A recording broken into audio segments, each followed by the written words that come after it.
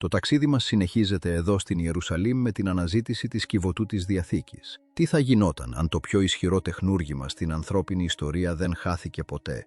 Τι θα γινόταν αν η Κιβωτός της Διαθήκης, κρυμμένη κάτω από στρώματα πέτρας και σιωπής για χιλιάδες χρόνια, ανακαλύφθηκε επιτέλους και οι άνθρωποι που τη βρήκαν εύχονται να μην την είχαν ανακαλύψει ποτέ?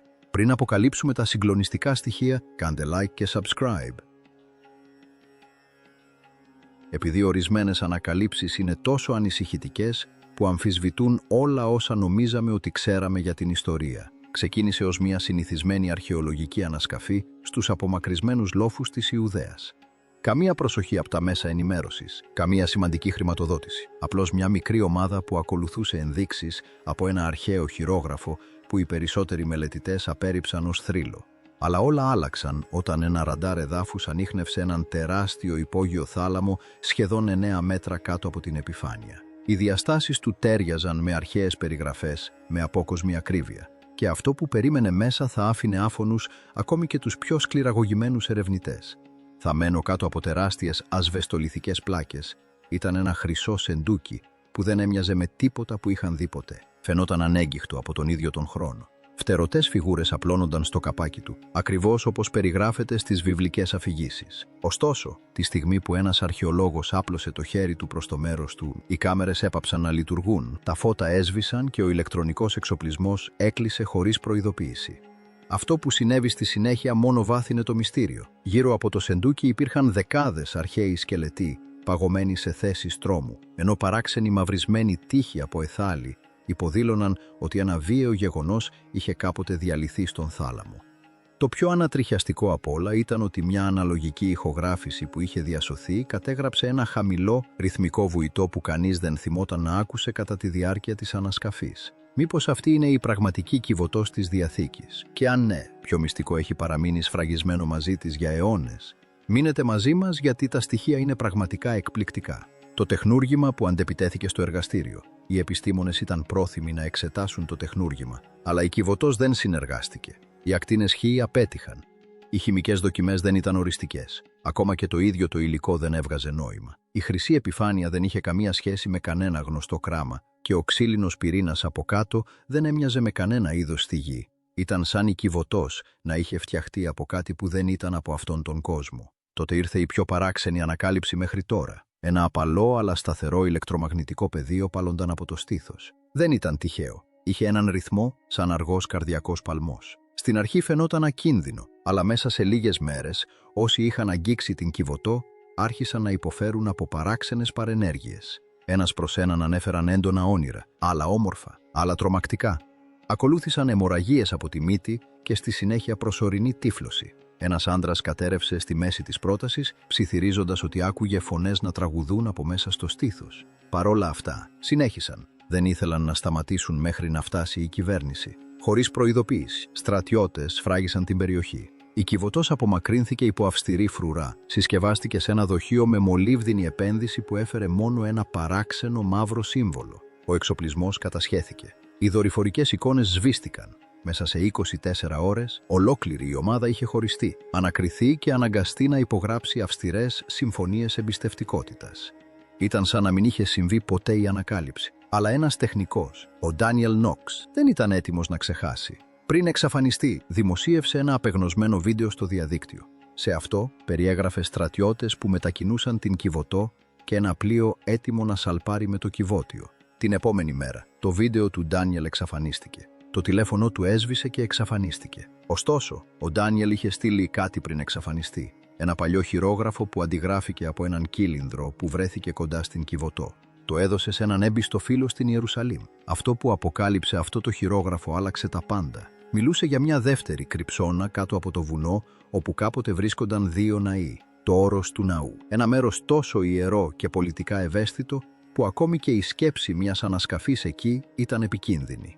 Αλλά το χειρόγραφο ήταν καθαρό. Κάτω από τον ακρογωνιαίο λίθο, σφραγισμένο κατά την εποχή του προφήτη Ιερεμία, υπήρχε ένα δωμάτιο με καθρέφτες. Ένας αμφιλεγόμενος καθηγητής από το Τελ Αβίβ, αλλά όλα άλλαξαν όταν ένας αποφασισμένος ερευνητής διασταύρωσε αυτά τα σύμβολα με ένα αρχαίο χειρόγραφο. Αυτό που βρήκε ήταν εκπληκτικό. Η πλάκα δεν ήταν απλώς διακόσμηση. Ήταν ένας χάρτης. Τα σύμβολα σχημάτιζαν ένα αστέρι με μια ελικοειδή διαδρομή μέσα από αυτήν. Όταν επικαλύφθηκαν με έναν παλιό χάρτη του όρους του ναού της εποχής των Σταυροφόρων, η ελικοειδής διαδρομή τέριαζε με μια σειρά από σφραγισμένες σύραγγες, ως επιτοπλίστων ξεχασμένες από τον χρόνο. Αυτά δεν ήταν τυχαία σημάδια.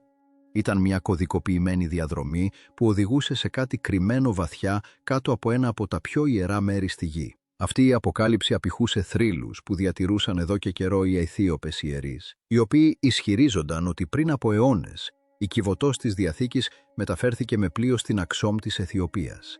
Εκεί λέγεται ότι φυλασσόταν σε ένα μικρό φυλασσόμενο παρεκκλήσι, προστατευμένο από έναν μόνο μοναχό που δεν μπορούσε ποτέ να φύγει. Οι περισσότεροι ιστορικοί χλέβασαν την ιδέα μέχρι που επανεμφανίστηκαν, αρχαία από μια μυστική συμμαχική αποστολή τη δεκαετία του 1940. Στόχος της αποστολής ήταν η ανάκτηση πολιτιστικά σημαντικών αντικειμένων από όλη τη Μέση Ανατολή.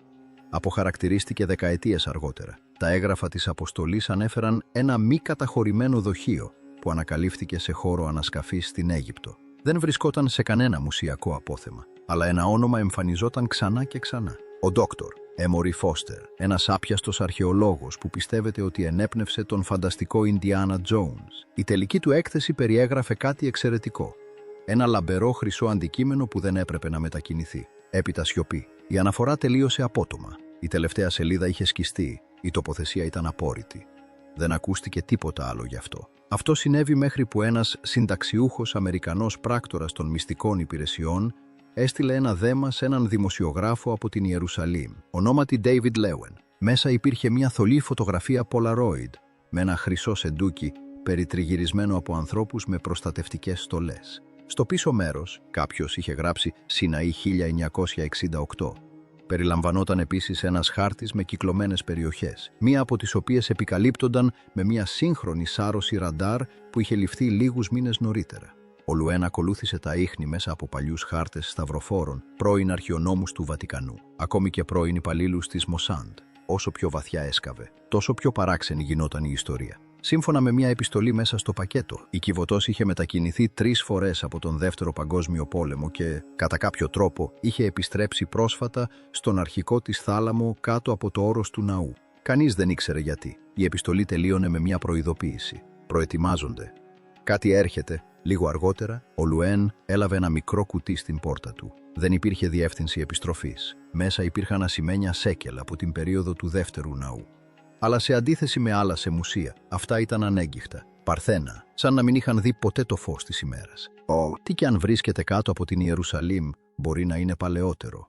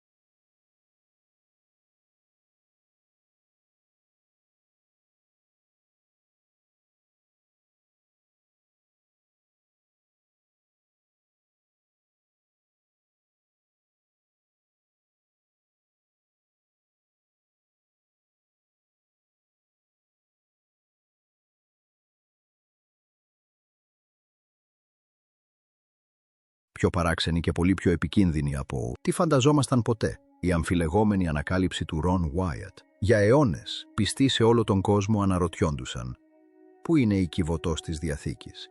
Τώρα λέγεται ότι περιέχει τις αρχικές 10 εντολές, τις ίδιες τις πέτρινες πλάκες που δόθηκαν στον Μωυσή. Η Κιβωτός περιγράφεται στη βίβλο ως ένα ξύλινο σεντούκι με χρυσό, αλλά μια από τις πιο επίμονες και αμφιλεγόμενες ιστορίες προέρχεται από έναν άνδρα ονόματι Ρον Βάιατ. Στις 6 Ιανουαρίου 1982, ο Wyatt, ένας ερασιτέχνης αρχαιολόγος, ένας αντβεντιστής εξερευνητής, ανακοίνωσε κάτι απίστευτο. Είπε ότι είχε βρει την Κιβωτό, όχι μόνο φήμες ή ίχνη, αλλά το ίδιο το σεντούκι θαμμένο κάτω από την παλιά πόλη της Ιερουσαλήμ.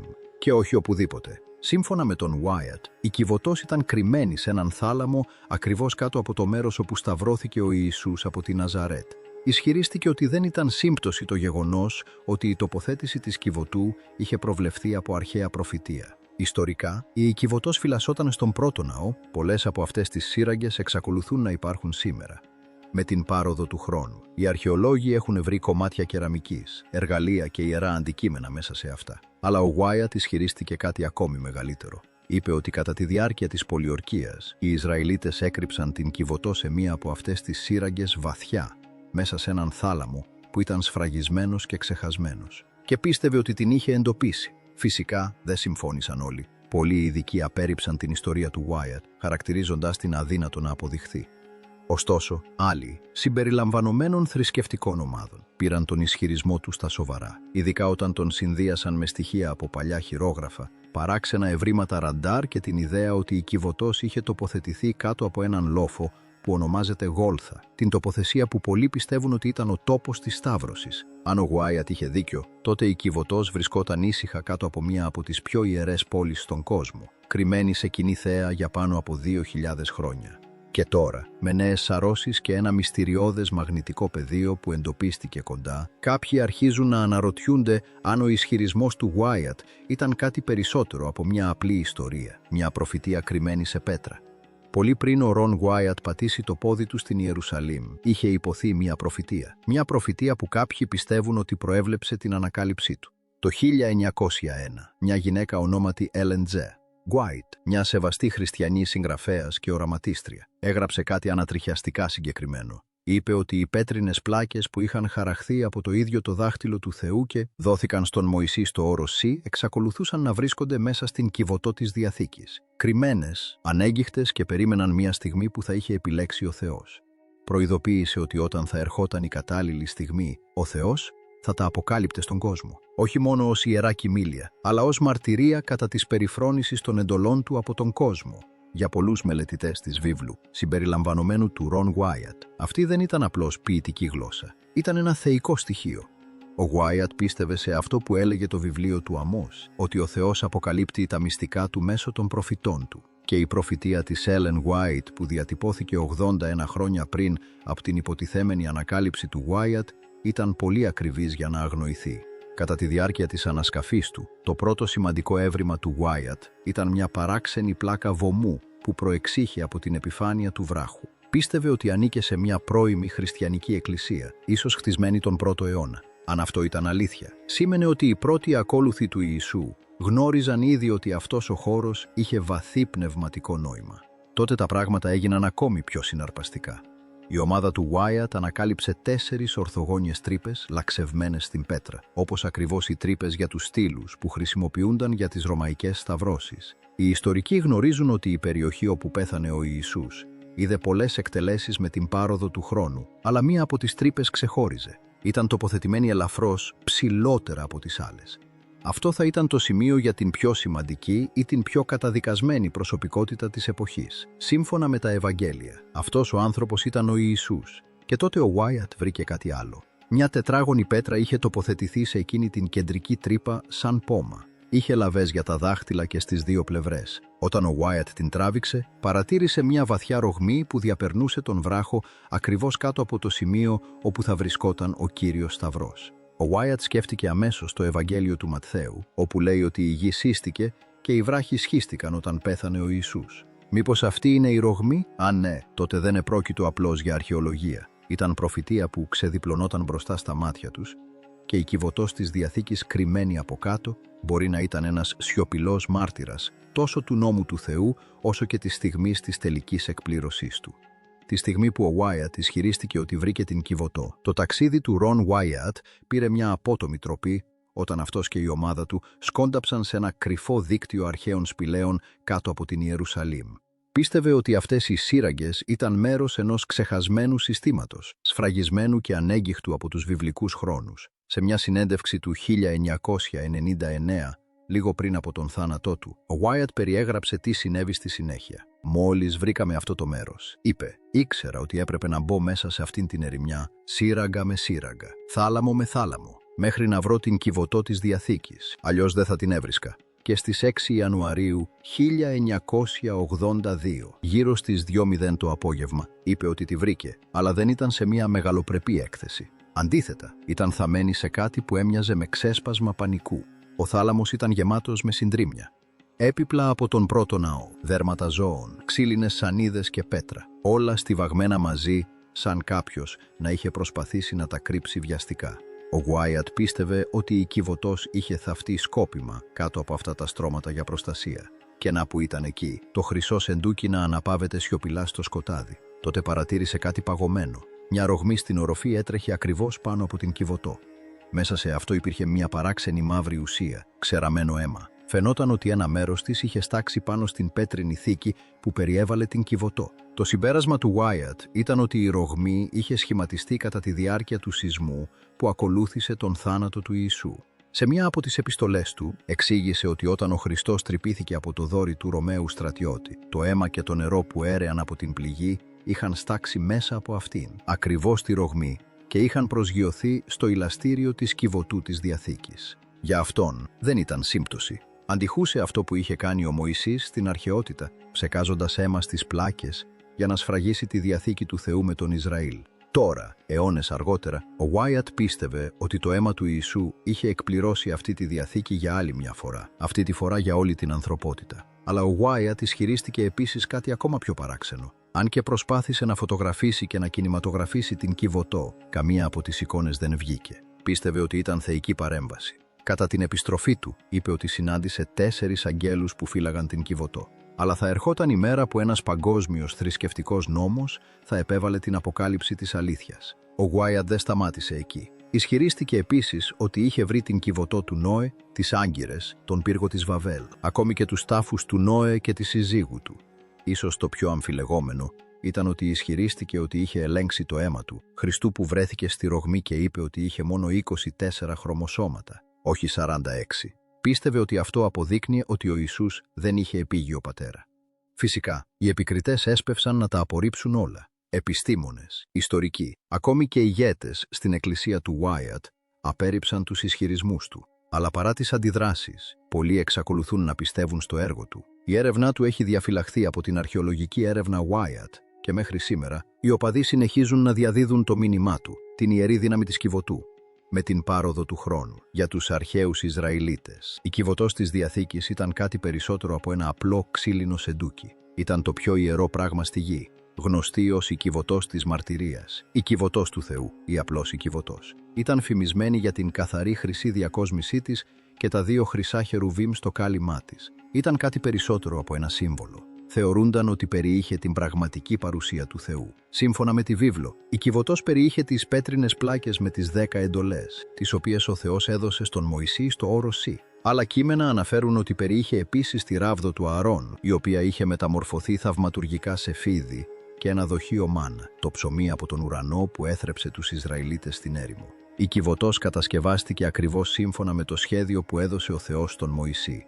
Οι Λεβίτες, η ιερατική οικογένεια του Ισραήλ, την μετέφεραν με μακριά ξύλινα κοντάρια, χωρίς να αγγίζουν ποτέ την ίδια την Κιβωτό. Αυτή προπορευόταν συνεχώς των ταξιδιωτών στο ταξίδι τους, οδηγώντας τους μέσα στην έρημο. Τι της συνέβη, λοιπόν? Η εβραϊκή παράδοση προσφέρει διάφορες πιθανότητες. Κάποιοι ισχυρίζονται ότι κλάπηκε και μεταφέρθηκε στη Βαβυλώνα. Άλλοι πιστεύουν ότι το έκρυψε ο βασιλιάς Ιωσίας μέσα στο ναό ή ο προφήτης Ιερεμίας σε μια σπηλιά στο όρος Νεβό. Κανείς δεν γνωρίζει πραγματικά.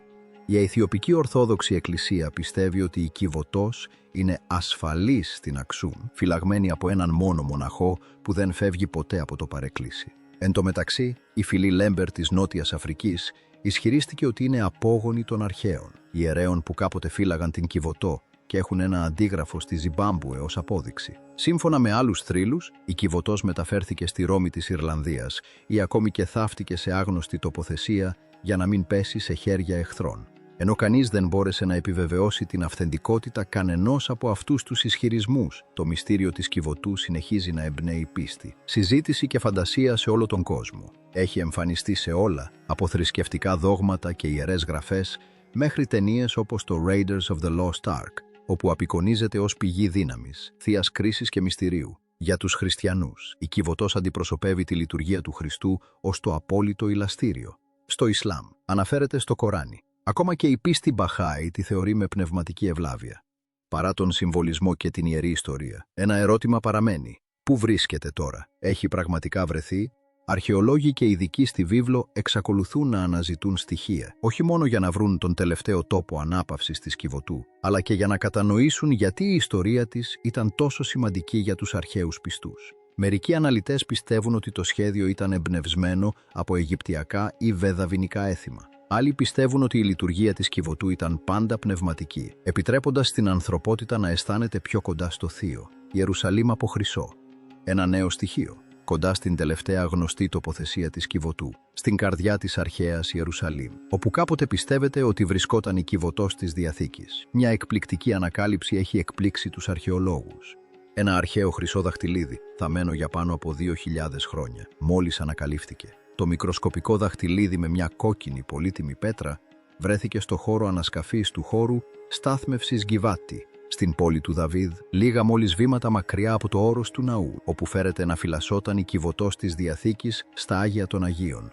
Η ανασκαφή, υπό την ηγεσία της Ισραηλινής Αρχής Αρχαιοτήτων και του Πανεπιστημίου του Τελ Αβίβ, αποκάλυψε αυτό που κάποιοι αποκαλούν ένα από τα πιο εντυπωσιακά ευρήματα κοσμημάτων που έχουν βρεθεί ποτέ στην Ιερουσαλήμ. Αρχικά, ένας ερευνητής εδάφους νόμιζε ότι το δαχτυλίδι είχε πέσει από έναν σύγχρονο εργάτη. Αλλά μετά από πιο προσεκτική εξέταση, οι ειδικοί συνειδητοποίησαν ότι επρόκειτο για κάτι πολύ παλαιότερο, που χρονολογείται περίπου 2.300 χρόνια πριν, στην εποχή του δεύτερου ναού και της πρώιμης ενιστικής περίοδου. Αυτή είναι η πρώτη φορά που μια τόσο μεγάλη συλλογή χρυσών κοσμημάτων από εκείνη την εποχή έχει βρεθεί στην Ιερουσαλήμ, δήλωσε η Έφρα Μπόχερ, επικεφαλής της ανασκαφής. Δίπλα στο δαχτυλίδι υπήρχαν και άλλα πολύτιμα αντικείμενα. Χάλκινα σκουλαρίκια, μια χρυσή χάντρα, ακόμη και ένα χρυσό σκουλαρίκι με σχέδιο ζώου, αντικείμενα που υποδηλώνουν μια πλούσια και ζωντανή πόλη. Τι σχέση έχει, λοιπόν, αυτό με την Κιβωτό? Αυτή η ανακάλυψη έγινε στο ίδιο το θεμέλιο ενός μεγαλοπρεπούς κτηρίου κοντά στο ναό. Ενώ τα κοσμήματα πιθανότατα ανήκαν σε ένα νεαρό κορίτσι που μεταβαίνει στην ενηλικίωση, πιθανώς μέρος μιας γαμήλιας παράδοσης. Η τοποθεσία προσθέτει ένα άλλο επίπεδο νοήματος. Κάποιοι πιστεύουν ότι αυτή η περιοχή μπορεί κάποτε να συνδεόταν με ιερές τελετουργίες ή υψηλόβαθμες ιερατικές οικογένειες, πιθανώς εκείνες που φύλαγαν ή υπηρετούσαν κοντά στην ίδια την Κιβωτό. Ο Έλιας Τσίντο, διευθυντής της Ισραηλινής Αρχής Αρχαιοτήτων, το είπε καλύτερα. Αυτή είναι η Χρυσή Ιερουσαλήμ στην πιο αληθινή, πιο απτή μορφή της. Και ενώ η ακριβή σύνδεση μεταξύ αυτού του θησαυρού και της Κιβωτού παραμένει αβέβαιη, η εγκύτητα από μόνη της έχει προκαλέσει αντιδράσεις. Νωρίτερα φέτος, ένα άλλο κοντινό έβριμα έριξε λάδι στη φωτιά του μυστηρίου. Ένα θρησκευτικό ιερό σφραγισμένο από τους προγόνους του Ιησού και διατηρημένο για σχεδόν 3.000 χρόνια. Ο καθηγητής Γιουβάλ Γκαντόου, ο οποίος ηγείται της ανασκαφής, παραδέχτηκε ότι οι ερευνητές δεν κατανοούν ακόμη πλήρως τη σύνδεση μεταξύ αυτής της γειτονιάς και του αρχαίου ναού. Ο άδειος τάφος και το μυστήριο της Κιβωτού. Για γενιές, πολλοί θεολόγοι έχουν υποστηρίξει ότι η Κιβωτός της Διαθήκης ήταν κάτι περισσότερο από ένα ιερό σεντούκι που περιείχε ιερά αντικείμενα. Πίστευαν ότι χρησιμεύε ως προφητικό σύμβολο, που υποδείκνυε κάτι απείρως μεγαλύτερο, το πρόσωπο του Ιησού Χριστού. Η σύνδεση γίνεται ιδιαίτερα εντυπωσιακή το πρωί της Ανάστασης. Πριν από την ανατολή του ηλίου, ενώ το σκοτάδι κάλυπτε ακόμα την Ιερουσαλήμ, η Μαρία η Μαγδαληνή πλησίασε τον τάφο όπου είχε ταφεί ο Ιησούς. Περίμενε να βρει έναν σφραγισμένο τάφο, φυλαγμένο από μια τεράστια πέτρα. Ανταυτού, ανακάλυψε κάτι αδύνατο. Η πέτρα είχε ήδη κυλιστεί και ο τάφος ήταν ανοιχτός. Ακόμα πιο σοκαριστικό ήταν το γεγονός ότι το σώμα του Ιησού είχε εξαφανιστεί. Καταβεβλημένη από φόβο και σύγχυση, η Μαρία έσπευσε πίσω για να βρει τον Σίμωνα Πέτρο και τον Ιωάννη. «Έχουν βγάλει τον Κύριο από τον τάφο», τους είπε, και δεν ξέρουμε πού τον έχουν βάλει. Οι δύο μαθητές έτρεξαν αμέσως προς τον τόπο της ταφής. Ο Ιωάννης έφτασε πρώτος, αλλά σταμάτησε στην είσοδο. Κοιτάζοντας μέσα, είδε τα σάβανα εκεί. Το Ευαγγέλιο χρησιμοποιεί την ελληνική λέξη «βλάβο», μια απλή ματιά, μια γρήγορη παρατήρηση. Λίγο αργότερα, ο Πέτρος έφτασε και μπήκε στον τάφο χωρίς δισταγμό. Εξέτασε προσεκτικά τη σκηνή μπροστά του. Η λέξη που περιγράφει την πράξη του Πέτρου είναι θεωρία, υποδηλώνοντας μια βαθύτερη έρευνα. Το είδος της προσεκτικής εξέτασης που χρησιμοποιεί κάποιος όταν προσπαθεί να λύσει ένα μυστήριο. Τότε ο Τζον μπήκε επιτέλους μέσα. Αυτή τη φορά εμφανίζεται μια διαφορετική ελληνική λέξη. Το ίδιο σημαίνει κάτι περισσότερο από το να βλέπεις απλώς. υπονοεί κατανόηση, αναγνώριση και ξαφνική διορατικότητα. Περιγράφει τη στιγμή που η παρατήρηση γίνεται αποκάλυψη. Πολλοί μελετητές πιστεύουν ότι κάτι βαθύ ξύπνησε στον Ιωάννη εκείνη τη στιγμή. Ο άδειος τάφος δεν ήταν απλώς ένας ταφικός θάλαμος. Είχε γίνει ένας ιερός τόπος, όπου αποκαλυπτόταν το λυτρωτικό σχέδιο του Θεού. Τα λινά περιτυλίγματα παρέμειναν πίσω, προσεκτικά τοποθετημένα, ενώ το κάλυμα της κεφαλής ήταν διπλωμένο ξεχωριστά. Κάθε λεπτομέρεια φαινόταν σκόπιμη. Μερικοί θεολόγοι βλέπουν μια αξιοσημείωτη παραλληλία με την Κιβωτό της Διαθήκης. Στην Παλαιά Διαθήκη, η Κιβωτός αντιπροσώπευε την κατοικία του Θεού ανάμεσα στον λαό του. Το πιο ιερό της χαρακτηριστικό ήταν το ηλαστήριο, το χρυσό κάλυμα τοποθετημένο ανάμεσα σε δύο χερουβίμ. Εκεί ο Θεός υποσχέθηκε να συναντηθεί με τον Ισραήλ και να αποκαλύψει την παρουσία του. Ομοίως, η σκηνή της Ανάστασης στρέφει την προσοχή όχι σε τι είχε απομείνει, αλλά σε τι απουσίαζε. Η δύναμη της Κιβωτού δεν ήταν ποτέ απλώς στον χρυσό της ή στο περιεχόμενό της. Η δύναμη του άδειου τάφου δεν ήταν στα υφάσματα που είχαν μείνει πίσω. Η πραγματική σημασία έγκυται στην πραγματικότητα ότι η παρουσία του Θεού είχε ξεπεράσει και τα δύο. Αν και το Ευαγγέλιο σημειώνει ότι οι μαθητές δεν είχαν ακόμη κατανοήσει πλήρως όλα όσα προείπονταν στις γραφές, τελικά έφυγαν από τον τάφο και επέστρεψαν σπίτι. Η Μαρία, ωστόσο, παρέμεινε. Μη μπορώντας να φύγει, στάθηκε έξω κλαίγοντας. Στη συνέχεια, μέσα από τα δάκρυά της, έσκυψε μπροστά και κοίταξε ξανά τον τάφο. Σύμφωνα με την Παλαιά Διαθήκη, ο αρχιερέας ράντιζε το αίμα της θυσίας μπροστά στο ηλαστήριο για να κάνει εξηλαίωση για τις αμαρτίες του Ισραήλ. Στη Νέα Διαθήκη, το αίμα του Χριστού είχε χυθεί μια για πάντα, όχι μόνο για ένα έθνος, αλλά για ολόκληρο τον κόσμο. Οι παραλληλισμοί συνεχίζονται ακόμη πιο βαθιά. Μέσα στην Κιβωτό υπήρχαν τρία ιερά αντικείμενα. Το δοχείο με το μάνα, η ράβδος του Ααρών που άνθησε θαυματουργικά και οι πέτρινες πλάκες του νόμου του Θεού. Καθεμία βρίσκει την εκπλήρωσή της στον Ιησού. Ο τρόπος έδειχνε τον αληθινό άρτο της ζωής. Η αναστημένη ράβδος του Ααρών προμήνυε τον αιώνιο αρχιερέα που νίκησε τον θάνατο. Οι πλάκες αντιπροσώπευαν τον νόμο του Θεού, που εκπληρώθηκε τέλεια σε εκείνον που τον ενσάρκωσε πλήρως. Πριν από πολύ καιρό, ο Θεός δήλωσε ότι θα συναντούσε τον λαό του ανάμεσα στα χερουβίμ. Τώρα, σε έναν ήσυχο τάφο έξω από την Ιερουσαλήμ, αυτή η υπόσχεση φαίνεται να φτάνει στην τελική της εκπλήρωση. Η Μαρία δεν συναντά ένα χρυσό κουτί κρυμμένο πίσω από μια κουρτίνα, αλλά την πραγματικότητα στην οποία πάντα έδειχνε η Κιβωτός, τον ίδιο τον αναστημένο Χριστό. Θα μπορούσε η Κιβωτός της Διαθήκης να είναι κάτι περισσότερο από ένα ιερό λείψανο που διατηρήθηκε από το παρελθόν του Ισραήλ. Πολλοί πιστεύουν ότι ήταν μια θεϊκή σκιά που χυνόταν μέσα στην ιστορία, προετοιμάζοντας την ανθρωπότητα για τη στιγμή που το έλεος, η θυσία και η Ανάσταση θα συναντηθούν σε ένα μόνο μέρος. Όχι ανάμεσα σε χρυσά χερουβάμ, αλλά ανάμεσα σε δύο αγγέλους που κάθονται δίπλα σε έναν άδειο τάφο, τον τόπο όπου κάποτε είχε ξαπλώσει ο Ιησούς και όπου ο ίδιος ο θάνατος είχε νικηθεί.